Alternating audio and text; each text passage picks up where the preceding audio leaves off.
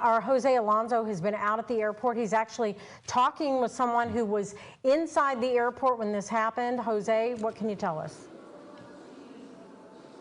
Connie, what I could tell you is that she was actually in the airplane on the tarmac before having to go back into the airport to pick up her bag and then have her dad drive all the way from Mount Washington, come back here and pick her up specifically.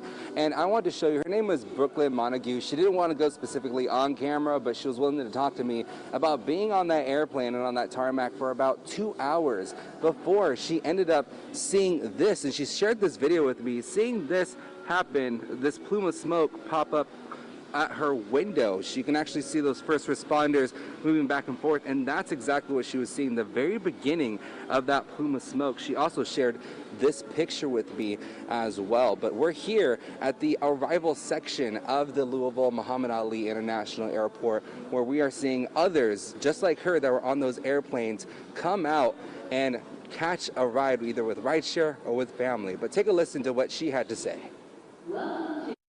Brooklyn, are you a Louisville resident?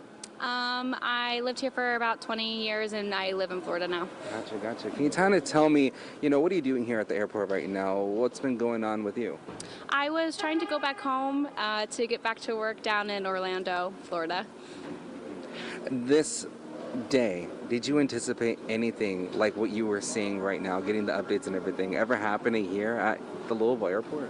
No, everything was going great. I was the next plane to be taking off from the airport whenever the situation started happening. We kind of waited on the runway for a few minutes, and out of my window I saw a plume of smoke from what we now know of the UPS plane in front of us taking off. Yeah, like you said, you're on the tarmac on your own plane ready to go, but then you see this plume of smoke. What's going through your head as you're looking out the window and seeing that?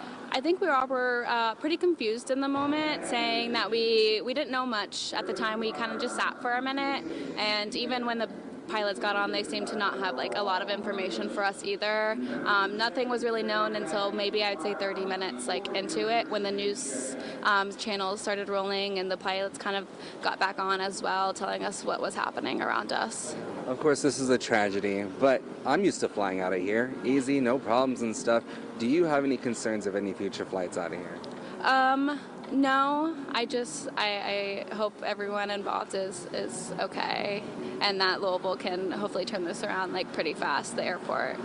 You did tell me already, I'm going to ask again in a different way. Approximately how long did it take for you to, from the tarmac, seeing that plume of smoke, to getting your bag and now waiting for your dad to pick you up?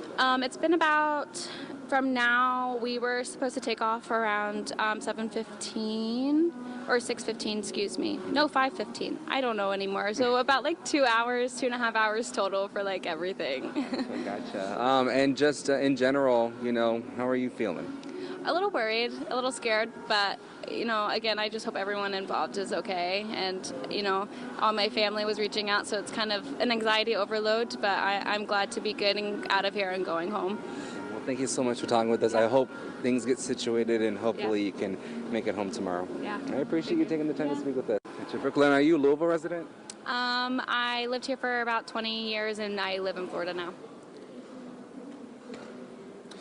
Again, that was Brooklyn Montague, a longtime resident here around the Louisville, Kentucky area, now living in Florida, just trying to catch that flight, a Southwest flight, before that crash happened. Again, I showed you what was going on, what she saw from her airplane window, being on that tarmac for several hours before coming back into the airport to grab her luggage. And we actually did see her get picked up here just a few minutes ago by her father, so she's on her way out. But she did say that 65 was closed in some certain sections, so her dad was struggling to get around too, but ultimately he was able to get down here. And there's others just like her waiting with their bags out, waiting for those ride shares to come out here and help them out. You can actually see this family here on the very left packing it up at this moment. So we're going to stick around here and continue to talk to these individuals to see what experiences they endured while also going through this crazy news that we've been covering all day today. But until then,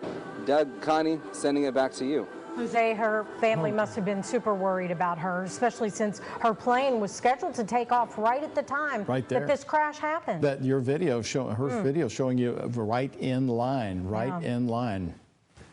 And so explain, talk more about her and what, those images she's able to show you there.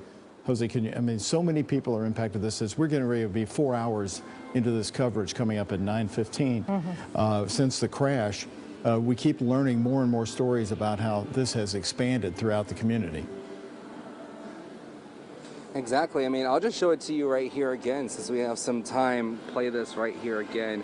This is what Miss Montague was seeing outside of her window, those first responders, and then there it is, that large plume of smoke right there, right in front of her eyes and everything.